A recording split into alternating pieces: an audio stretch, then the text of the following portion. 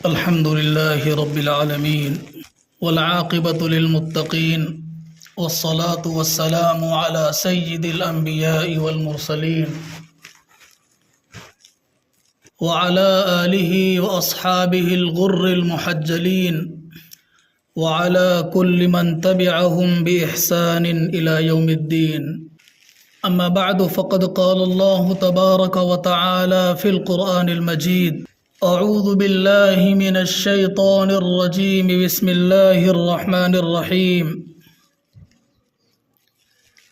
أم كنتم شهداء إذ حضر يعقوب الموت إذ قال لبنيه ما تعبدون من بعدي قالوا نعبد إلهك وإله آبائك إبراهيم وإسماعيل وإسحاق إلها واحدا ونحن له مسلمون.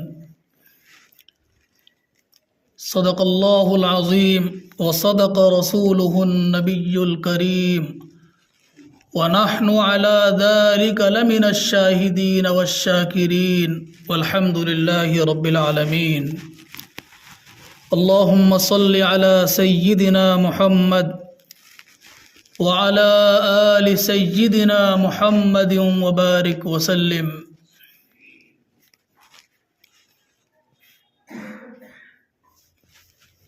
معزز و محترم حضرات سامعین، بزرگوں اور بھائیوں، علامہ اقبال رحمہ اللہ نے نوجوانوں کی حالت اور مسلمانوں کے مغربی تہذیب کو اپنا آئیڈیل بنانے اور اس طرح کی دیگر خرابیوں کو سامنے رکھتے ہوئے ایک موقع پر کچھ اشعار کہے تھے: تیرے صوفے ہیں افرنگی، تیرے قالی ہے ایرانی، تیرے صوفے ہیں افرنگی، تیرے قالی ہے ایرانی، لہو مجھ کو رلاتی ہے جوانوں کی تناسانی، عمارت کیا شکوہ خسروی بھی ہو تو کیا حاصل، عمارت کیا شکوہ خسروی بھی ہو تو کیا حاصل، نہ زور حیدری تجھ میں نہ استغناء سلمانی، نہ ڈھونڈ اس چیز کو تہذیب حاضر کی تجلی میں، نہ ڈھونڈ اس چیز کو تہذیب حاضر کی تجلی میں، کہ پایا میں نے استغنا میں معراج مسلمانی. عقابی روح جب بیدار ہوتی ہے جوانوں میں، عقابی روح جب بیدار ہوتی ہے جوانوں میں، نظر آتی ہے ان کو اپنی منزل آسمانوں میں. قرآن کریم کی جو آیات آپ کے سامنے اس وقت پڑھی گئی ہے، اس کے اندر اللہ رب العزت نے ایک بڑے پیغمبر حضرت یعقوب علیہ السلام مرگ وفات میں مرض الموت کے اندر اپنے بیٹوں کو سامنے بلا کر کے، اپنے پاس بلا کر کے انہوں نے کیا وصیت کی تھی، کیا ان کو نصیحت کی تھی، اس کو بیان کیا ہے. بہت ہی دھیان کے ساتھ اس کو سننے اور پھر اس کے مطابق اپنی زندگی کے سانچے کو ڈھالنے کی ضرورت ہے. اللہ رب العزت نے فرمایا: ام کنتم شہداء اذ حضر یعقوب الموت.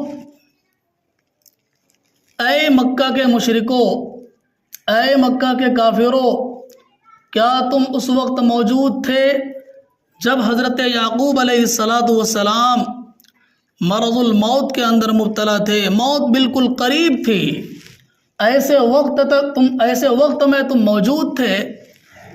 واقعتاً حقیقت یہ ہے کہ سوال کر کے اس کا جواب حاصل کرنا مقصود نہیں تھا، بلکہ ان مشرکوں کو یہ بتانا تھا کہ تم جو دعویٰ کرتے ہو کہ فلاں نبی ایسے تھے ویسے تھے، انہوں نے کسی غیر کو اپنا معبود ماننے کی وصیت کی تھی والعیاذ باللہ، تو تمہارا یہ دعویٰ تو ہم اسی وقت مانا جبکہ اس نبی کے وصیت کے وقت تو تم موجود رہے ہو، جب وہ اپنے بیٹوں کو سمجھا رہے تھے، وصیت کر رہے تھے، نصیحت کر رہے تھے اور اپنا آخری پیغام دے رہے تھے، اس وقت تم موجود ہوتے تب ہم تمہاری بات ماننے کے لیے تیار ہوتے، لیکن تمہاری حالت یہ ہے کہ تم اس وقت موجود نہیں تھے. میں تمہیں بتاتا ہوں کہ حضرت یعقوب علیہ السلام اس وقت اپنے بیٹوں کو کیا نصیحت کر رہے تھے. حضرت یعقوب علیہ السلام نے اس وقت جب بالکل زندگی کا آخری مرحلہ چل رہا ہے، ایسے وقت میں جب کہ عام لوگوں کی حالت یہ ہوتی ہے کہ سارے رشتہ دار، اعزاء، اقربا اور جو اس میت سے جتنا زیادہ قریب کا تعلق رکھتا ہے اس کے قریب ہو کر کے بیٹھ جاتے ہیں اور طرح طرح کی باتیں کرتے ہیں ایسے وقت میں، اور بلکہ آج کل کا معاشرہ تو یہ ہے کہ اس کے پاس بیٹھ کر کے کہتے ہیں کہ اس کو پہچانا یہ کون ہے، اس کو پہچانا یہ کون ہے، تو اس سے کیا فائدہ ہونے والا ہے اس کو آخرت میں؟ آپ کو اگر وہ پہچان لے، آپ کا اگر وہ نام بتا دے اور آپ سے رشتہ داری کا وہ اظہار کر دے، تو اس سے کیا فائدہ ہونے والا اس کو موت کے بعد کی زندگی میں؟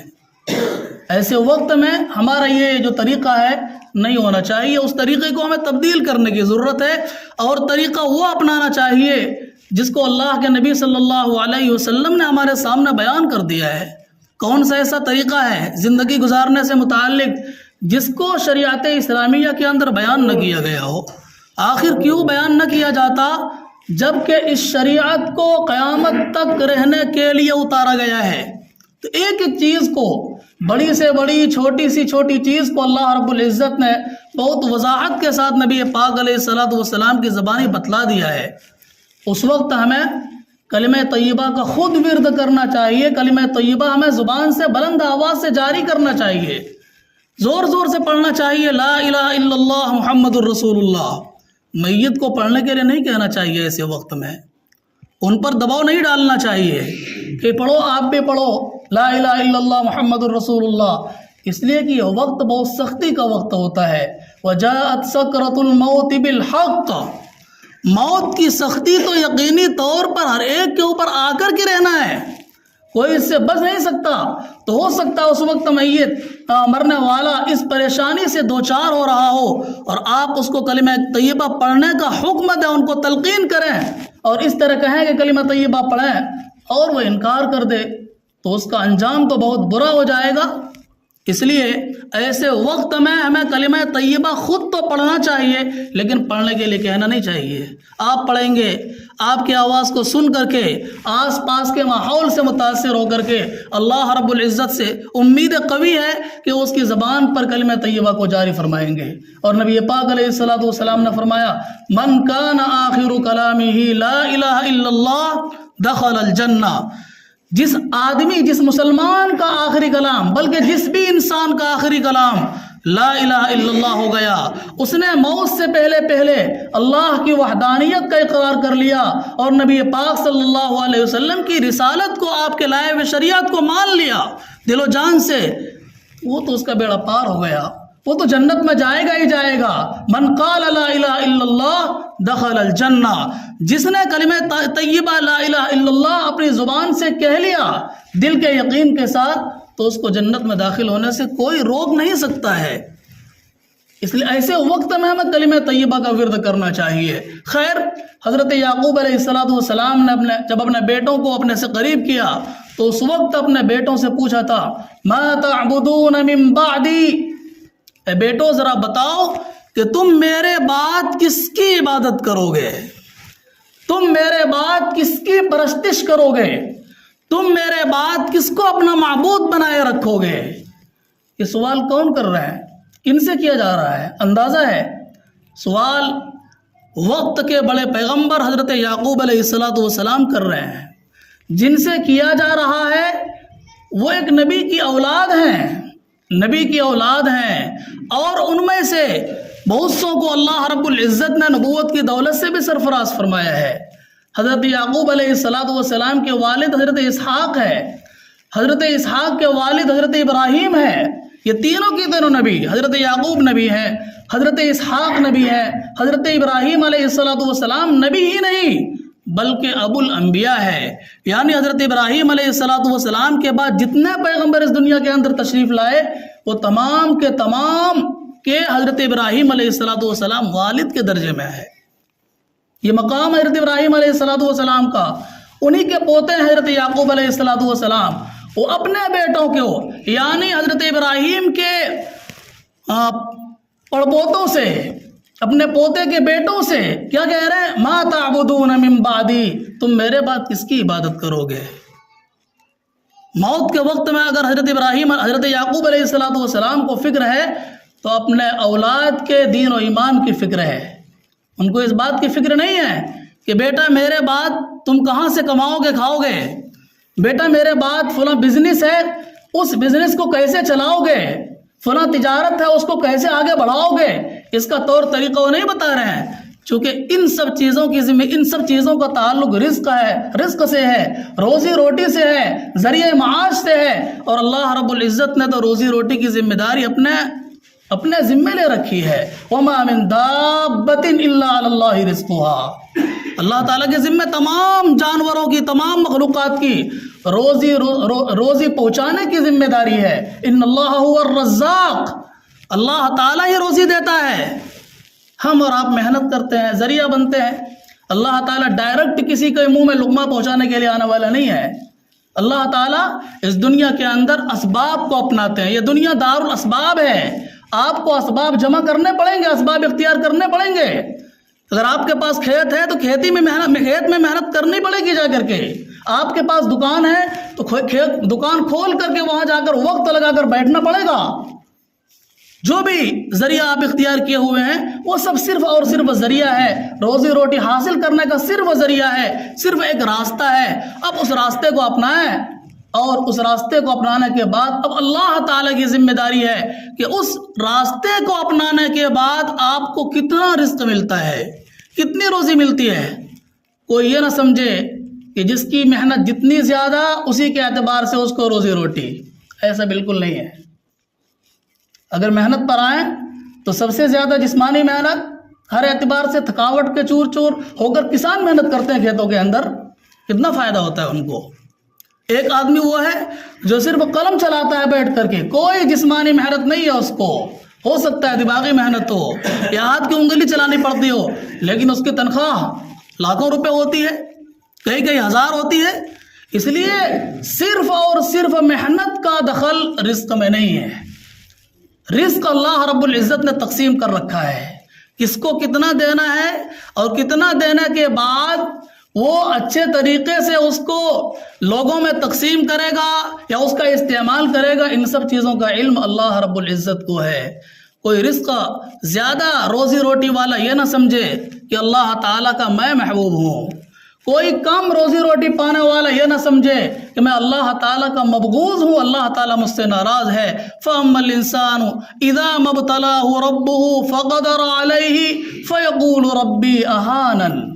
اللہ تعالیٰ فرماتے ہیں کہ جب میں کسی انسان کو رزق میں کمی کر کے، تھوڑا سا اپنے ہاتھ کو ٹائٹ کر کے روزی روٹی کم اس کو دیتا ہوں تو میری ناشکری کرتا ہے اور کہتا ہے میرے رب نے میری توہین کی ہے، میری عزت کم کر دی ہے، مجھے ذلیل کر دیا ہے، مجھے بے عزت کر دیا ہے. حالانکہ ان سب چیزوں کا تعلق کسی بھی انسان کے محبوب یا مبغوض ہونے سے نہیں ہے. اللہ تعالیٰ کسی کو رزق دے کر کے آزماتا ہے اور کسی سے روزی روٹی چھین کر آزماتا ہے. یہ تو اللہ رب العزت کا نظام ہے. وَلَنَبْلُوَنَّكُمْ بِشَيْءٍ مِّنَ الْخَوْفِ وَالْجُوعِ وَنَقْصٍ مِّنَ الْأَمْوَالِ وَالثَّمَرَاتِ.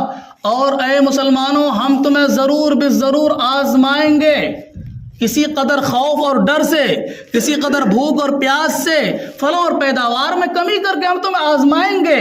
ایسی مصیبت کے وقت میں جو یہ کہتا ہے انا للہ و انا الیہ راجعون، یہ سب تو اللہ تعالیٰ کا ہے، اس کی ملکیت ہے. وہ جس کو جیسا دینا چاہے، جس کو اپنے پاس لے جانا چاہے لے لے، وہ اس کی پوری مرضی ہے، ہمارا اس میں کوئی بھی اختیار نہیں ہے. تو روزی روٹی کا سارا نظام یہ اللہ رب العزت اپنے اعتبار سے کرتے ہیں. اس میں کسی بندے کے محبوب پسندیدہ اور اس بندے کے مبغوض یا اس بندے کے ناپسندیدہ ہونے کی کوئی دلیل نہیں ہے. خیر، بات دوسری طرف چلی گئی.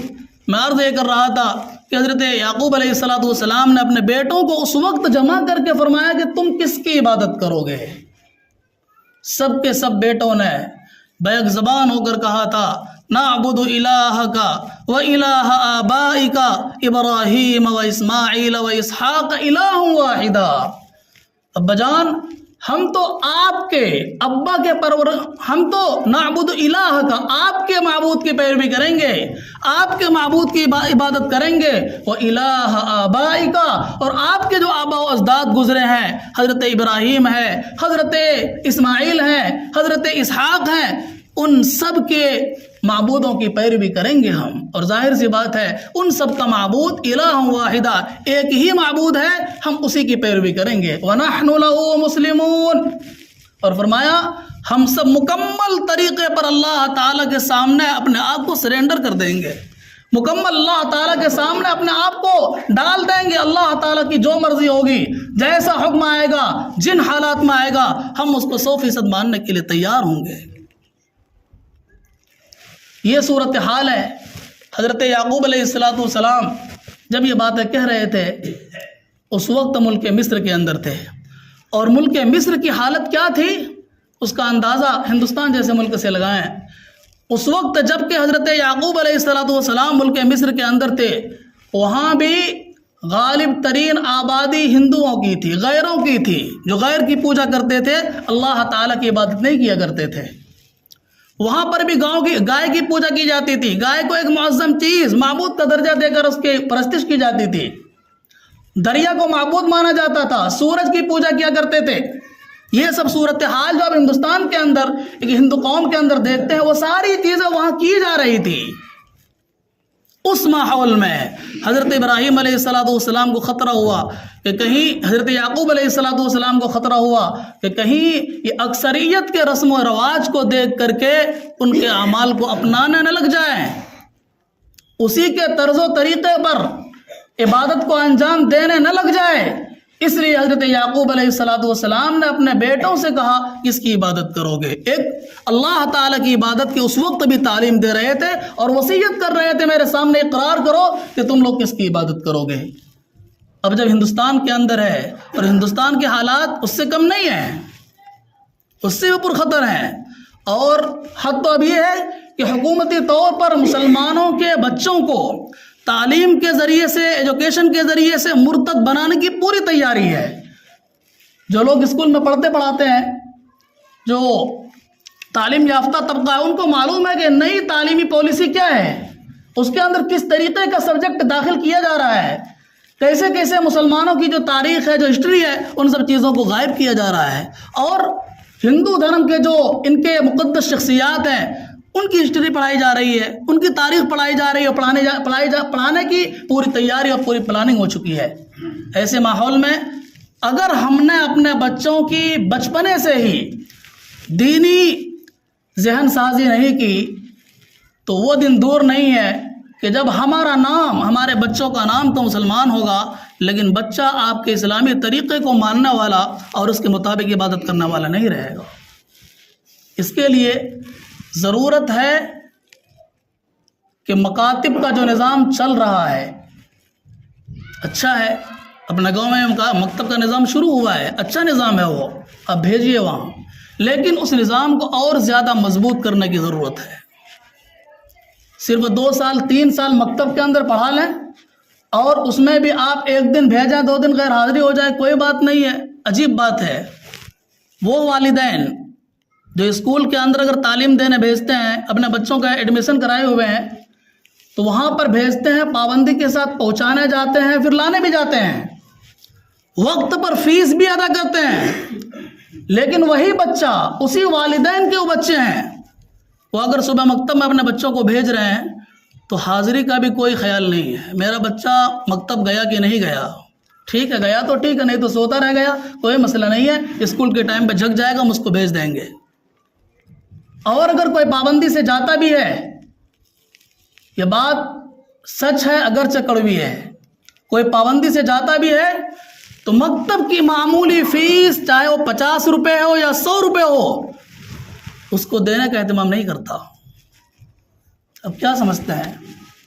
یہ جو مولوی کا طبقہ ہے، میں اس لیے نہیں کہہ رہا ہوں میں مولوی ہوں، میں مکتب میں پڑھاتا ہی ہوں، میرا فیلڈ تو دوسرا ہے، بڑے بچے رہتے ہیں، مدارس کی طرف سے بچے متعین ہیں، بھائی وہ مائک لگا ہوا ہے، آپ کو بڑی کتابیں پڑھانی، تقریر کرنی، آ جانے، مجھے کوئی مطلب نہیں وہ بچے بعد میں پڑھ رہے نہیں پڑھ رہے ہیں، وہ اونچی کلاس کے بچے ہیں، لیکن گاؤں کے جو حالات ہیں ان حالات کو دیکھتے ہوئے اس طرح کی باتیں ذہن میں آتی ہیں اور کہنے پر مجبور ہوتے ہیں کہ آخر مسلمان یہ دوہرا رویہ کیوں اپناتے ہیں؟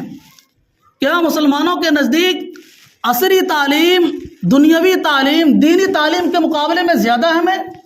اور اہم اس لیے ہے کہ اس تعلیم کی بنیاد پر آپ کے بچے کی زندگی میں روزی روٹی کا اچھا انتظام ہو جائے گا۔ روزی روٹی کوئی چیز نہیں ہے۔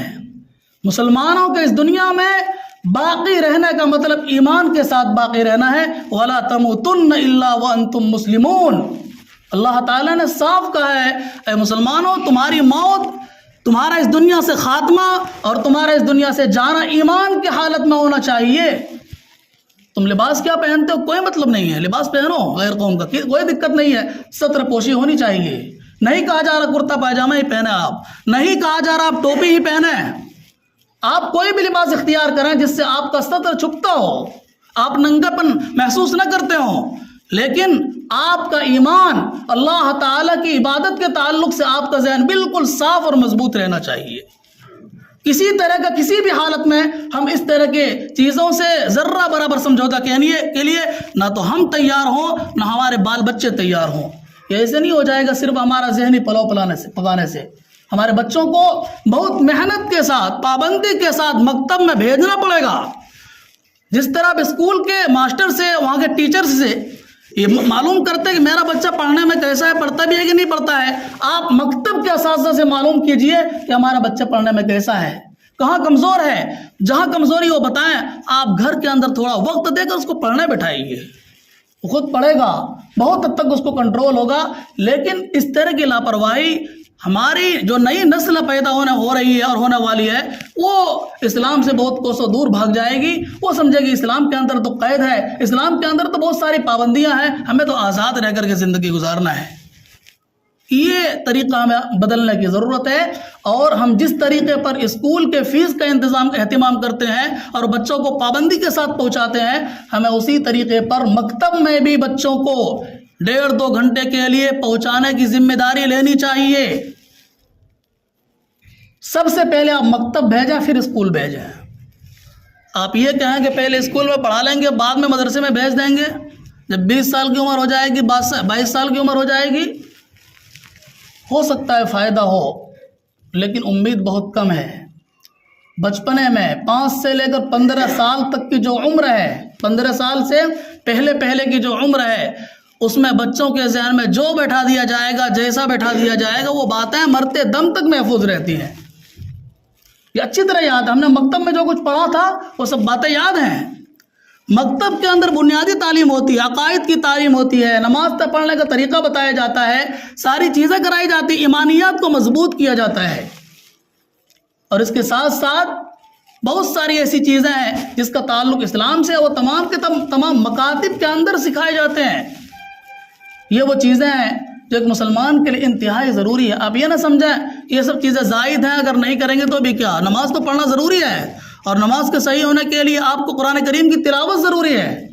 صحیح انداز میں اگر قرآن کریم کی تلاوت بھی نہیں کر پاتے، آپ سورہ فاتحہ نہیں پڑھ پاتے، قل هو اللہ احد صحیح سے آپ کو یاد نہیں ہے، تو نماز کہاں سے ہو پائے گی؟ اور جب نماز نہیں ہوگی تو پوری زندگی نماز نہ چھوڑنے کا، آپ کو نماز چھوڑنے کا گناہ ملے گا، نماز نہ پڑھنے کا گناہ ملے گا۔ اس لیے میرے بھائیوں، ہمیں اس جانب توجہ دینے کی بہت سخت ضرورت ہے۔ آپ گھر کے اندر اپنا خرچہ کم کر دیجئے، لیکن مکتب کے اندر اپنے بچوں کو فیس دے کر کے پڑھانے کے اہتمام کیجئے۔ فری میں پڑھانے کا ذہن بالکل بھی مت بنائیے، پڑھائیے، فیس دے کر پڑھائیے، اور فیس لے کر بالکل پڑھانا چاہیے۔ امام صاحب بیٹھے ہیں، بالکل پڑھانا چاہیے، تاکہ گارجن کو بھی معلوم ہو کہ ہماری فیس لگتی ہے، بچوں کی فیس دینی پڑتی ہے، ہم روزانہ بھیجیں گے۔ اسکول میں کیوں بھیجتے ہیں؟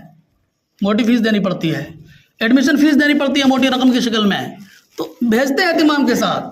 مدارس کے اندر، مکاتب کے اندر فری کا نظام شروع کیا گیا، اور اس کی وجہ سے مسلمانوں میں سستی آئی۔ جائے نہ جائے کیا جاتا ہے، چلا گیا ٹھیک ہے، نہیں گیا تب بھی کوئی نقصان نہیں ہے۔ یہ ذہن ہمارا خراب ہے۔ ہمیں اپنے بچوں کے ایمان کو مستحکم اور مضبوط کرنے کی ضرورت ہے، مکاتب کے اندر بھیج کر کے، اس لیے جو مکاتب چل رہے ہیں اس کا نظام منظم ہو، 8-10 سال کا باضابطہ کورس ہو، اس کی کتابیں متعین ہو، کس سال ہمیں کون سی کتابیں پڑھانی ہے، کتنی پڑھانی ہے، وہ سارا کا سارا نظام متعین ہونا چاہیے۔ بمبئی میں تھا، وہاں دینیات کا نظام بہت اچھا چلتا ہے، 6 سال کا 7 سال کا کورس ہے اور ہر سال کا ایک نصاب متعین ہے، اسی کے مطابق پڑھاتے ہیں اور بہت اچھا رزلٹ ہے۔ اس طرح کا نصاب اگر تیار نہیں ہے تو تیار کرنے کی، یا جہاں تیار ہے اس نصاب کو حاصل کر کے یہاں نافذ کرنے کی ضرورت ہے، اس کی بہت زیادہ ضرورت ہے۔ اس وقت جو بڑے بڑے مدارس ہیں ان مدارس سے زیادہ ضرورت ہے دینی مکاتب کی۔ اور ایک بات ہے جو جاتے جاتے میں کہہ رہا ہوں، بہت سی مرتبہ دیکھا جاتا ہے، یہ بچوں کے جو ذہن بگڑتا ہے اور اسلامی عقائد جو کمزور ہوتے ہیں اور اسلامی چیزوں کا خیال نہیں کرتے، اس میں ایک بہت بڑا عمل دخل ہے اسکول کے نظام کا۔ مسلمانوں کا اسکول، اسلامک اسکول نہیں۔ اسلامک اسکول کا مطلب یہ ہے کہ اسلامی طرز پر اس کو چلایا جائے۔ مسلم اسکول ہے، مسلمانوں کا اسکول ہے، لیکن وہاں پر طرز تعلیم غیروں کا ہے۔ مختلف طرح کے موقعوں پر وہاں پر غیروں کا طریقہ اپنایا جاتا ہے۔ بڑا تعجب ہوتا ہے، مسلمان بچے اور بچیوں سے ڈانس کراتے ہیں۔ ابھی کل ایک تحریک مکاتب کنونشن کے اندر میں شریک تھا، کرما کے اندر بہت سارے علماء کرام آئے تھے۔ ہمارے علاقے کے ایک مشہور عالم دین ہے، انگلینڈ کے اندر رہتے ہیں، حضرت مولانا سمیر الدین صاحب قاسمی، گھٹی کے رہنے والے ہیں، اصل وہ 40 سال سے انگلینڈ کے اندر رہتے ہیں۔ وہ اس وقت جب سے آئے ہیں تقریباً 1 مہینہ ہونے والا ہے، اور 26 تاریخ کو یہاں سے روانگی ہے ان کی۔ پورے ہندوستان کے چھوٹے بڑے تمام مدارس کا دورہ کیا انہوں نے، وہاں بھی شریک تھے۔ اس مکاتب کے اندر اور بھی بہت سارے علماء تھے، اس میں ایک عالم دین تھے ادھر سٹھیاری رینگاؤں کے، وہ کہنے لگے کہ میں نے اپنے بچے کو ایک اسکول کے اندر ایڈمیشن کرایا۔ عالم ہے وہ، باضابطہ ان کا بیان بھی تھا، انہوں نے اپنا تاثر پیش کیا اس پروگرام کے اندر کہ میں نے اپنے بچے کو اسکول کے اندر جو ان کے گاؤں کے قریب ہے وہاں پر داخل کرایا۔ وہ مسلمان ٹیچر بھی ہے اور غیر مسلم ٹیچر بھی ہے۔ خیر داخل کرائے ہوئے 1 مہینہ گزر گیا۔ 1 مہینے کے بعد وہ کہتے ہیں کہ میں نے پوچھا اپنے بیٹے سے کہ بیٹا بتاؤ تم کیا پڑھتے ہو، وہاں جا کے کیا کرتے ہو، کیا تمہیں وہ سکھایا جاتا ہے، بتاؤ ذرا۔ تو بچہ کہنے لگا جب میں صبح جاتا ہوں تو سارے بچوں کو پورب کی جانب رخ کرا کر کے، مشرق کی جانب سورج نکلنے والے حصے کی جانب رخ کرا کر کے نمسکار کراتے ہیں، جس کو ہم اور آپ سوریہ نمسکار کے نام سے جانتے ہیں۔ پھر ہم تو مسلمان ہیں، ہمارا ایمان یہ ہے کہ عبادت صرف اللہ کی ہے، اس کے علاوہ کوئی معبود نہیں ہے۔ چاہے سورج ہو یا چاند ہو یا دریا ہو، پہاڑ ہو، درخت ہو، پتھر ہو، کوئی بھی چیز کی کوئی حیثیت نہیں ہے، یہ سب مخلوق ہے۔ اللہ تعالیٰ خالق ہے، وہ پیدا کرنے والا، وہ معبود ہے۔ اب سوریہ نمسکار کراتے ہیں اس اسکول میں۔ بتائیے جب اس طریقے سے شرکیہ عمل کے ذریعے سے مسلمان بچوں کی ذہن سازی کرائی جائے گی تو اس کا ایمان کہاں سے باقی رہ جائے گا؟ وہ بڑا ہو کر یہی کام کرے گا، شرک کی جو قباحت ہے، جو برائی ہے، اس کے ذہنوں سے نکل جائے گا۔ کیا حقیقت ہے ان معبودان کی؟ یا ایھا الناس ضرب مثل فاستمعوا له، اے لوگو ایک مثال بیان کی جا رہی ہے، لہذا غور سے سنو، غور سے سنو۔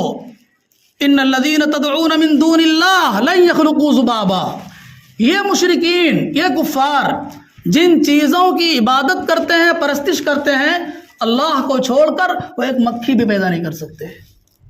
بہت بڑا انسان، کوئی جانور پیدا کرنا بہت دور کی بات ہے۔ لن یخلقوا ذبابا، ذباب کہتے ہیں مکھی کو، وہ ایک مکھی بھی پیدا نہیں کر سکتے، ہرگز پیدا نہیں کر سکتے،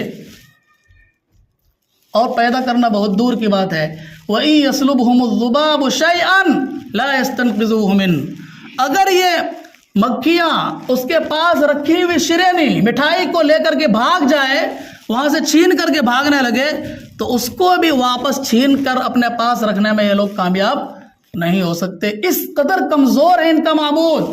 ضعف الطالب والمطلوب، معبود بھی کمزور ہے اور جو ان کی پرستش کرتے وہ بھی کمزور ہے، ان کے پاس بھی عقل نام کی کوئی چیز نہیں ہے، گوبر کھاتے ہیں، ذہن گوبر جیسا بنا ہوا ہے۔ اس لیے اللہ تعالیٰ کا ہمیں شکر ادا کرنا چاہیے کہ اس نے ہمیں ایمان جیسی نعمت سے نوازا ہے، اور صرف ایک ہستی جو عبادت کے لائق ہے اسی کی عبادت کرنے کا ہمیں مکلف بنایا ہے۔ اللہ تعالیٰ سے دعا ہے کہ وہ ہمیں ان تمام باتوں پر عمل کرنے کی توفیق عطا فرمائے اور اپنے بچوں کی دینی اسلامی تربیت کرنے کی پوری توفیق عطا فرمائے۔ وآخر دعوانا الحمدللہ۔